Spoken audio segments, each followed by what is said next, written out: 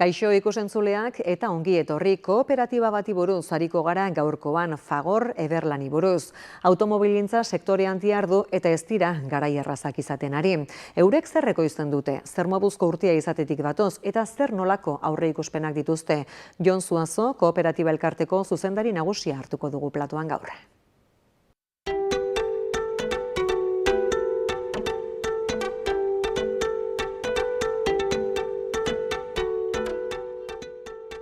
Mila 1962an Bilbon jaioa, Fagor Everlaneko zuzendari nagusia da Jon Zuazo. Fagor Everlanen bertan garatu du bere ibilbide profesional osoa. 31 urte daramatza kooperatiban eta hainbat esparrutan aritu izan da. Aretxabaletako lantegian hasi zuen bidea prozesuetako ingeniari gisa. Europako planta guztien arduradun komertzial moduan aritu da gerora. Eta 2019an Bergarako lantegiko zuzendari kargu hartu zuen besteak beste. 2024 geroztik enpresako zuzendari nagusia da.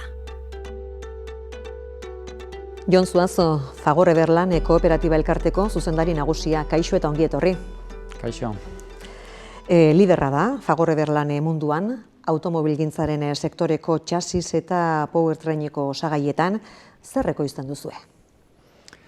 Bueno, gu esan da oso moduan kooperatiba bat, 1963an sortua, beraz ja ibilbide luze samarra daukogu, eta sortzen ditugun piezak die automobilgintzako osagaiak, txasisekoak, hau da, esekidura edo suspensioa eta frenoko piezak egiten ditugu, eta baita egiten ditugu motorrerako eta transmisioerako piezak. Eta azkenik baita kotxearen txasisa osatzen duten piezak ere. Aluminioan eta burdinan ekoizten ditugu, eta hainbat prozesu desberdin ditugu, galdagintzatik, mekanizazioa edota muntaiak erabiltzen ditugu. 36 milioi pieza urtean fabrikatzen ditugu, eta 560 milioi euroko salmenta gutxi gorabehera aurkitzen ditugu normalean. Automobilgintzako zein markek erabiltzen dituzte zuen osagaiak, zeinek eta zertzuk emaizkiguzu adibide batzuk? Nik esango nuke mendebaldeko kotxe ekoizle gehienentzako egiten ditugula, ez? Volkswagen, Mercedes, BMW, Toyota, Jaguar Land Rover, esango nuke ia guztiak, ezaguna ditugun guztiak, Stellantis taldea, Peugeot, horrek guztientzako egiten ditugu. Eta orokorrean denentzako egiten dugu denetarik. Beltzat, orain ez bada lehenik edo etorkizunera, beti aldatzen joaten dira, baina denentzako egiten ditugu produktu guztiak. Esan duzu, zenbat egiten dituzuen ere, eta horiek egiteko zenbat lantegi dituzue, zenbat langile zarete, eta horietatik zenbat debagoienean? Bai, 19 lantegi ditugu, 17 lantegi ditugu, eta 9 lantegi ditugu Euskal Herrian, debagoienan bertan. Eta 3.350 langile gara, eta horretatik 2.000 inguru debagoienan gara. Esan dezakegu kasik, 10-etik, debagoienan lan egiten duten 10-etik batek, ez da horren beste, 0,7 da, zehazki, baina batek lan egiten duela ederlanen. Pentsa. Eta esan duzunaren arabera, Euskal Herrian dituzuen lantegiak, debagoienean dituzue guztiak.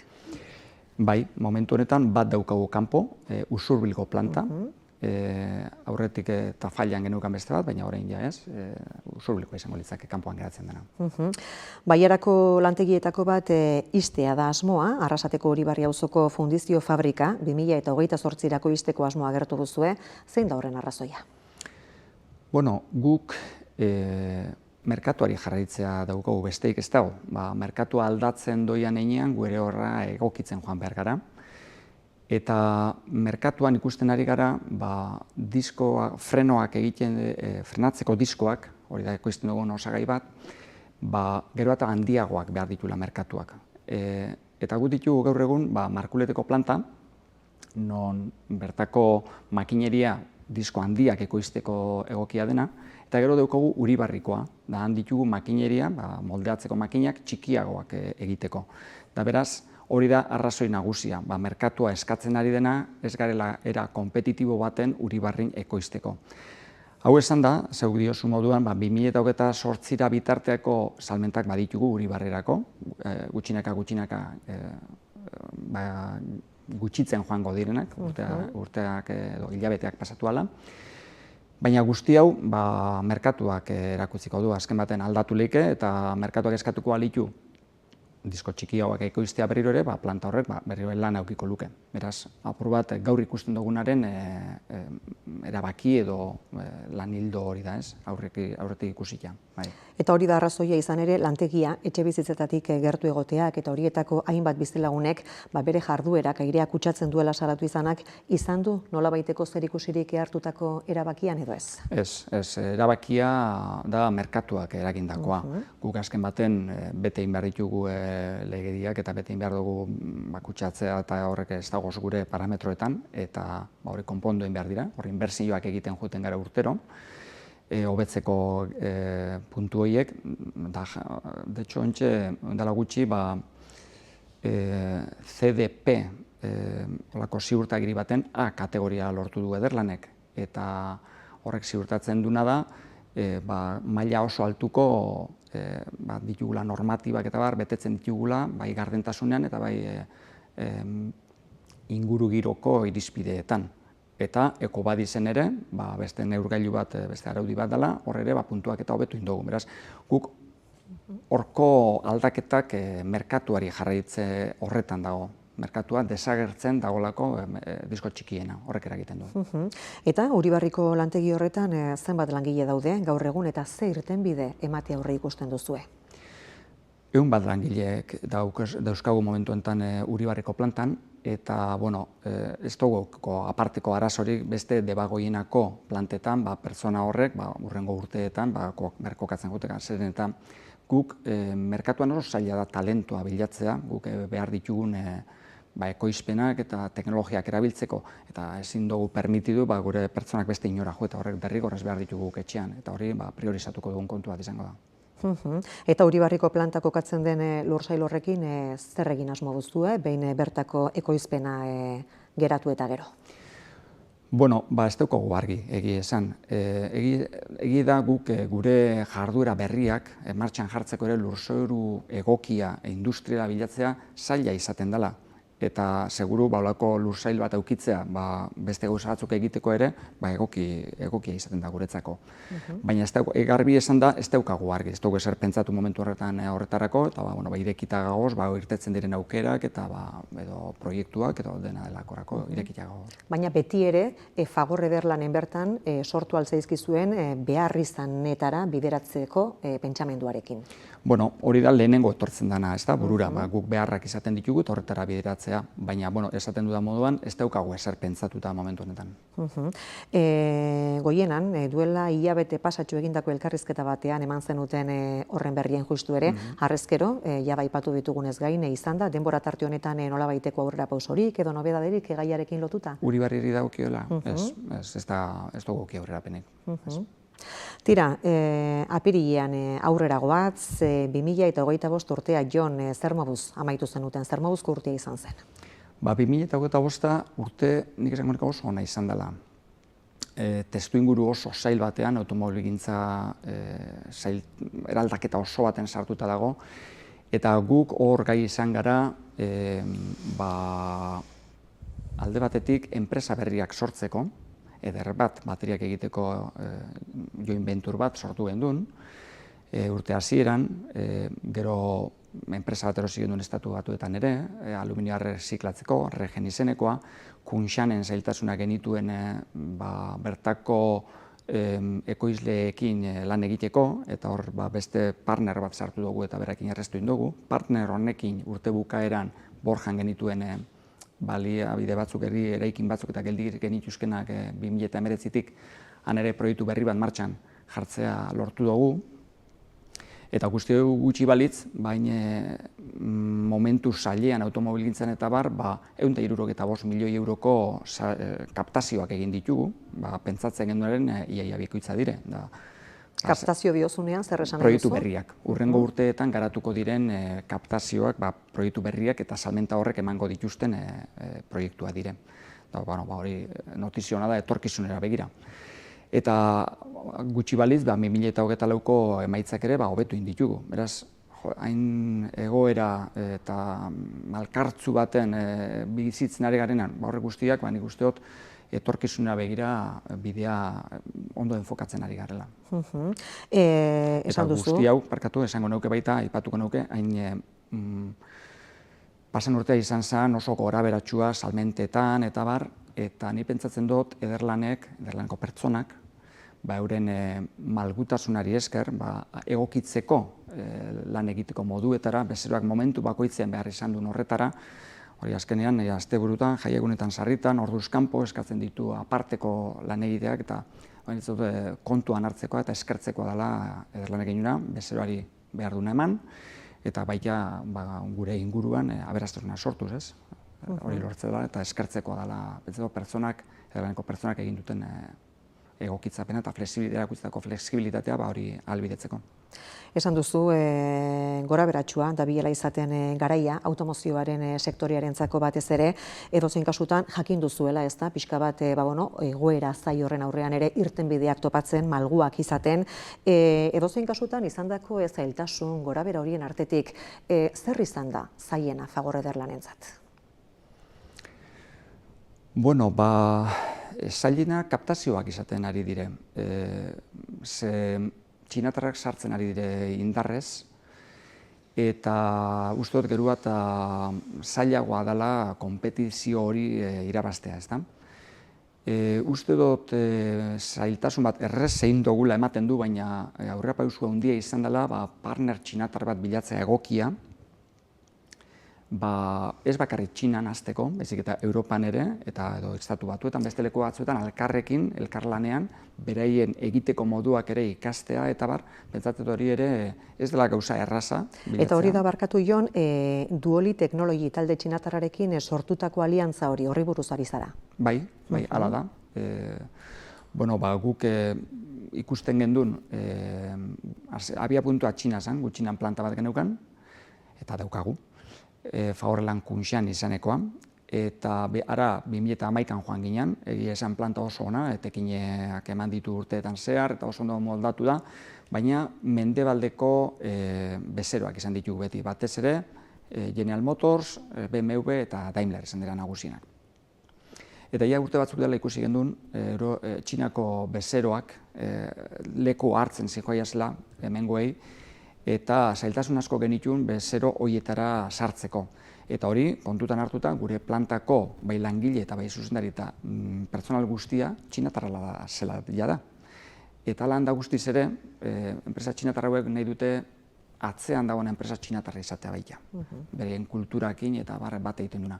Eta hor lortu gendun, Duoli teknologiaz bilatu ginen, euregan aurbildu ginen, ados jarri, eta gure enpresa horretan sartu diren, kapitalean, eta orain Duoli Ederlan Kunxian deitzen diogu, planta horri. Bezero txinatarretara sartzea lortu dugu, beraz hori ere aurrera pausu handi bat, eta gutxi balitz, beraien nahi apur bat Europa eta Estatu Batuetara eta hurbiltzea bebazen, eta elkarrekin adostu dugu planta bat jartzea gure lehen Borjan genituen eraikinetan, eta aurtengo abuztuan ipiniko dugu martxan hori, B10 eta B5 modeloak Leap Motor txinatar ekoizlearentzat hasita fabrikatzen. Eta aliantza horrek izango du Fagor Ederlanen gaur egungo egiteko moduetan? Nik beti izaten dut ikasin beharko gendukela onenengandik, ez da? Da momentu honetan txinatarrak erakusten ari dire, bereien egiteko moduak desberdinak dira, guk hainbat urtetan erabili dituguna, igual kartesianoak izan dira gureak, ingenierilagoak, alemanengandik eta jasotakoak hainbatean, txinatarrak beste parametro batzukin datoz, abiadura da driver handi bat, errorea gainditzeko kulpa izan gabe, baizik eta bizkortasunakin eta bizkorregin gauzak eta hobetzen joan egunero, berentzako horrek dire driverrak harrotasunakin eta lan asko eginda. Eta betzen dut hortik badaukagula ikasteko ere moldatu egin beharko garelako azken baten, ze hori da ematen du urrengo urteetan etorriko den tendentzia. Txinarekiko kezka areagotu denean, zuek aliantza bat egin duzue, bertako enpresa batekin, partner batekin, hori da bidea? Partner moduan egitea? Edo, pixka bate mehatxu bezala ikus ditzakegun herrialdeetako beste enpresa batzuekin aliantzak sortzea, elkarrekin aritzea? Bai, nik uste dut hori dela bidea. Zaila izango da, hobekien egiten duten nahi ateak iztea, guztiz behintzat. Autarkia batera sartzera oso zaila izango da Europan, ipiniko ditugu neurriak eta bar, galerazteko apur bat etortzea. Baina etorrengo direla uste dut, beharra daukatelako, nahia daukatelako eta kapazitatea daukatelako horretarako. Beraz, gu bertara joango ginenean, Txinara, gu derrigortu gintuzten, bereekin bat egitera, da joint venturrak edo partnerariak sortzera. Eta nik uste dut bereiek hortik abiatuta, ikasi egin zutela gugandik eta gero bereiek egiteko modua bilatu dutela. Asko zobea da hori ona etortzen direnean, bereiek bakarrik etortzea baino. Bereiek bakarrik etortzen badire ez dugu ezer ikasiko eta bereiek geratuko dire merkatuarekin zelabait, ez? Beraz, uste dut egokia dela. Merkatuei buruz ari garela aipatu duzu, ez da, zuentzako merkatu nagusienetako batzuk zeintzu dira. Nahi justu ere horixe galdetu nahi nizun eta aldi berean baote dagoen interesgarri jotzen duzuen besteren bat edo badiar duzuen merkatu berriren batean sartzeko lanean. Bueno, gu ia merkatu guztietan gaude. Gure plantak dauz Ipar Ameriketan, Hego Ameriketan, Europan eta Txinan baita. Nolabait esateko desatendiduta daukagu nolan azten ari denen merkaturen bat, India izan zitekeen akaso. Momentuz ez gadukagu planik horretarako, eta gehiago gau zentratuta ditugun area horietan, Txinan eta Estatu Batuetan akaso, horrik zerbait hasi algaitezen aukerak ikusten ditugu, batez bestatu batu alde hortan. Eta aurre ikusten duzue automoziorako osagaien fabrikaziotik aldentzen diren negozio berriak garatzea? Bai, gure plangintza estrategikoak hori aurre ikusten du. 3 ardatzetan ipini genduen plangintza estrategikoa, baina helburu bakar batekin, nagusia izan da. Helburu nagusia zen, ederlan aldatu egin behar dugu, eraldatu egin behar dugu, beste 60 urte irauteko. Eta mundua aldatzen ari da oso bizkor, eta horretara derrigorrez egokitu egin beharra daukagu. Orduan, 3 ardatzetan esaten dudan modan ipini genduen plangintza estrategikoa, lehenengoa zen gaur eguneko negozioei errentagarritasuna gehitu behar diogu, hobetu behar dugu hori. Bigarrena zen pertsonen arloa, ze pertsonak mugitzen dute dana hemen, bai gurean eta bai beste enpresetan. Aldea hor dago, teknologia erosi egiten da, baina pertsonak egiten ditugu gauzak desberdin eta aldatzeko kapazitatea pertsonetan dago. Eta hirugarrena zuko inberria aipatu dozun hori da. Pentsatzen genuen gaur eguneko negozioa ez dela nahikoa bermatzeko etorkizuneko iraupen bat, ez? Eta negozio berrietan sartzea. Eta zentzu horretan, lehen zelabaia aipatu dut bai, pasen urtean eder bat sortu gendun, Fagor eder bat, joint venture bat, Orkli, Mondragon Assembly, Ikerlan, Esprit eta Mondragon Inversionesen artean, eta tentzio altuko bateriak sortzen ditugu horrekin, enpresa horrekin, ja martxan dago, pasen urtetik, batez be autobusen sektorerako eta maritimo txikia, iatetxoak eta embarkazio txikientzako, gauzo fokalizatuta. Horretaz gain, baita Fagor Regen Aluminum, lehen aipatu baita Estatu Batuetan erosi genduen beste enpresa bat, eta hori dau ekonomia zirkularraren inguruan, aluminioa berziklatu eta mundu horretan sartuta, ez da. Eta gero daukogu beste partizipazio bat, 360 gases deitzen den enpresa baten, non gaz industrialetan hainkatxo bat daukin nahi dugu, bigarretzi, hidrogenoa, edo etorri daiteke nolako aukeratan, ikuspuntotxo daukitzea.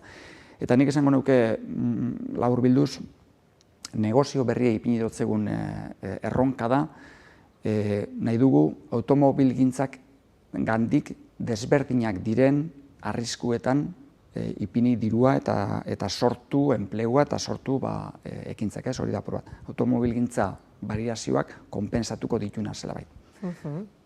Eta ikerkuntzak eta garapenak zuenean ze pixu dute, esate baterako urtengo aurrekontuan, ze portzentai bideratuko duzu horietara? Bueno, automobilgintzan beti izan da arlo hau oso garrantzitsua. Guk urtero bataz beste 35 milioi euro inbertitzen ditugu, eta horietatik zati handi bat joaten dira gauza berriak egitera. Makinaria berriak, garapenerako eta barrezta. Baina zehazki 7 milioi euro bataz beste urtero edertek gure zentro teknologikoan inbertitzen ditugu. Eta gauz horretara bakarrik. Eta hori gutxi baliz, ideia bat hartzeko ez, lago garrantzia dukon arlo honek guretzako, 420 pertsona dauz lanean, egunero, gauza garatzen eta egiten berrikuntza horri eta merkatu eskatzen duen horri jarraipen eta gure bezeroen behar izanak asebetetzen. Talentuaren gaia ere irten da, ez gaudela, talentua galtzen usteko momentuan, gero eta zailagoa da, langile kualifikatuak izatea. Nola egiten duzue, izan talentua erakartzeko, izan duzuenari eusteko? Bai, hala da. Talentua borroka gogorra daukagu danok, enpresa guztiok gure ganatzeko. Ederlanen fokoa jarri dugu, ikusi genuen hori oindala denpora bat, etorriko zala, eta prestatzen ari ginen aurretik. Alde batetik ikasle dualak sartzen ditugu gure kooperatiban, horrek izateko sarbide berriak, ikusteko pertsona, frogatzeko eta gustora alde dibiak, hortik abia puntua izateko elkarrekin joateko. Baina barruan ere lan handia egiten dugu. Esate baterako pasan urtean 88 pertsona egin genitun bazkide. Edo eta 54 pertsona auki genitun ikasketak egiten orduan bukatuko dituztenak garatzeko. Sortu ziren enpleguen 180 barne promozioz egin genuen. Eta baita badaukagu programa bat, nahiz eta ikasketak eukiez, identifikatzen ditugu pertsona asko etxean, euren esperientziagatik lan hori egin aliko zutenak. Eta hori titulitis hori kendu eta ahalbidetu lan horietara joatea egiten ari gara. Eta hori guztiak esan da, zeintzuk dira 2026-rako aurreikuspenak? Nik esango nuke 2026-rako aurreikuspen onak, anbizio handikoak egin ditugula, daukagun testu ingurua kontutan hartuta. Ez da bakarrik automobilgintzan dagoen eraldaketa, geopolitikan azken telebista bizterik ez dago jakiteko zer bizi dugun, hainbat herrialde desberdinetan, eta horrek eragin zuzena dugu negozioetan, materia primetan, energian, kosteetan. Eta hala eta guztiz ere, pasan urteko emaitzak hobetzea aurre ikusten dugu. Eta batez be zentratuko gara, pasan urtean martxan jarri genituen hainbeste proiektu horiek horrek gauzatzera eta gorputza ematera. Lehen aipatu dituen hainbat horietako aurtongo izango da, bertan martxan jarri eta horrek etekina etzatzen hasteko urtea izango da. Laster egingo duzue gainera oker ez banago batzar orokorra ere, horre 2025ko kontuak onartu eta 2026rakoak aurkeztuko dituzue, bestelako nobedaderik, aldaketarik, erabakirik aurre ikusten duzue?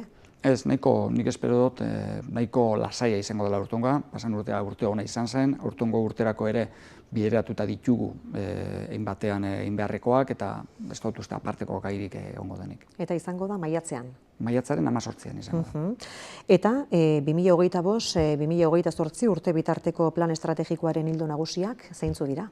Lehen aipatu ditut apur bat, 3 erronka genitula, eta horrek 3 erronkatan egongo gara batez be zentratuta, esan dudan moduan aurretik martxan jarritako lan ildo horrek gorpuztera enpresa berriak, barregeneri kapazitateak egongo dire, Lieder Automotive Borjan jarri dugun enpresa hori ontsa abuztuan hasiko da martxan, da buru belarri hor gauz danok sartuta hori prisaka 6 hilabetetan montauko dugu enpresa berri bat, hori sinestezina da, guretzat Europako parametroetan, hori lortu ingo dugu. Eta negozio berriten eder batei ere salmentatan gehitzen joatea, eta gure gaur eguneko negozioetan beti daukagu hor efizientziako eta hobetzeko lan ildo izugarri bat eukitzen ditugu prestatuta, eta hor egoten gara buru belarri, hortan sartuko gara. Eta nola ez pertsonetan, pertsonetan ere, hori gauzatzea lidergo aldetik ere, badaukaguz lan egin beharreko lan desberdinak zabaltzeko planta pilotu baten hasiko gara, eta han egingo ditugu horrek. 1995ean hasita, Fagor Ederlanen egin duzu zure ibilbide profesional osoa. Asko aldatu dira gauzak, 3 hamarkadatan, zuk bereziki zer nabarmenduko zenuke ikustea tokatu zaizunetik, bizi izatea tokatu zaizunetik? Ematen du ideia badia nagusitzen goia zela, ezta? Nik aipatuko nituzke gauza asko aldatu dira, ez da, teknologiak, egiteko moduak, gauzak ulertzeko eta komunikazioetan aldatu da. Baina aipatzekotan igual esango nuke Ederlan bikoiztu inda, tamainan, 30 urte hauetan. Sasoi hartan lokalaua ginen, gure plantak Euskal Herrian zeuden, eta gure bezeroak eta gure konpetidoreak ere Espainia, Frantzia, Alemania eta Ingalaterran zeuden, hor mugitzen ginen gu. Gaur egun Ederlan globala da, mundu guztiarekin konpetitzen dugu, eta zerbait eraman behar badu aurrera onenak izan behar gara mundu mailan. Beste alde batetik esango nuke beste aldaketa nagusi bat abiadura dela. Orduan faxa erabiltzen zen, gaur gazteak jakin bezdut egingo zer dan, eta komunikazioak askoz ere geldoagoak ziren, eta horrek ematen zuen gure bat denbora aukitzeko erabakiak hartu, erantzuteko eta gaur ematen du aldaketak gero eta bizkorrauak dire, azelerazioa dago aldaketetan, eta erantzunak oso bizkor eman behar dira gauza guztiei. Eta akaso, hirugarren arlo bat ikusi nuke aldatu indala bebai, eta da kultura aldetik, ez da, mendebalde osoan aldatu den kultura bat. Eta nik Txinara noianean ikusten dut han guk oin 30 urte genukan kultura hori, ez? Lehentasuna. Guk oin 30 urte nipetzen dut lehentasuna lanari ematen geniola, eta horren inguruan egiten genuen bizitza organizatu. Eta gaur esango nuke, igual gehiago pertsonok garela zentroa eta horren inguruan egiten dugula antolatu bizitza. Eta esan dutena, Txinan igual ikusten dut horret desberdin, eta euregon lanari eta hor dagozela, eta kompetentzien lehiakortasun eta horretan badago hor alde bat ikusten da. Fagor Ederlanek sortutako beroarekin energia termiko zornitu izango da Aretxabaletako kiroldegia. Bergarako lantokiko jantokia bertako produktuekin hornitzen duzue. Ingurukoarekin eta ingurumenarekin duzuen konpromisoa erakusten duten bi adibide dira horiek? Bai, badira, argi eta garbi, hala da. Baina nik esango nuke horreri bat ere balio kendu gabe, oso garrantzitsua direlako, eta horren moduan gehiago ditu, baina esango nuke orokorrean kooperatibak ematen duten baliorik handiena dela enplegu duina eta kalidadezko enplegua, eta inguruan aberastasuna zelabait hobeto orekatuago zabaltzen eta banatzen dugula. Eta horrek guztiz eraldatzen du kooperatiba dagoen ingurua, bi gauza, bi parametro hauek, ezta? Hori dela kooperatibo gehien inguruari ematen diogune onura, esango nuke, hori da aitortu beharreko kontu bat. Esan dugu, 95etik diharduzula, Fagor Ederlanen, 2 urte bira, zuzendaritzan Juan Mari Palencia ordezkatu zenuela, urte honak izan dira, 2024a, 2025a, aurreikuspenak onak dira, baduzu, helburu zehatzen bat gauza asko aipatu ditugu, baina zuzendari moduan lortu nahiko zenukeenik, utzi nahiko zenukeen arrastoren bat? Ni pertsonalki baino, ni pentsatzen dut kooperatiba moduan, ez? Da lehengoarekin lotuko nuke. Ni pentsatzen dut gu hemen gaudela hartu dugun hau hobetzeko aldogun heinean, ezta? Eta nik uste dut prestatzea Ederlan ireunpenerako luzaroan egon daien konpetitzeko gai izatea eta egokitzea gure jakintza, gure produtzeko moduak eta horra egokitzea eta ireupena emateko baldintzak ematea, hori dela helburu nagusia bilatu behar duguna. Hori gustatuko litzaidake behintzat ere. Tira, Jon Zuazo, Fagor Ederlan Kooperatiba Elkarteko zuzendari nagusia, eskerrik asko, bisitarengatik eta ondo izan. Eskerrik asko.